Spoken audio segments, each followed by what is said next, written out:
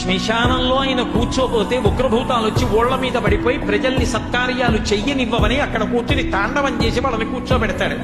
పార్వతీదేవి అడిగింది మహాభారతం అనుశాసనిక పర్వంలో, శుభ్రమైన కైలాసం ఉండగా, ఇంత ఐశ్వర్యం ఉండగా, చింతామణి గృహం ఉండగా శ్మశానంలో ఎందుకుంటున్నారని అడిగింది. అడిగితే ఆయన చెప్పాడు, పార్వతి బతికున్న నాళ్ళు అన్ని చోట్లకి వెడతారు, ఏమీ తోచట్లేదు, శ్మశానానికి వెళ్ళొద్దామని ఎవరు రారు పార్వతి.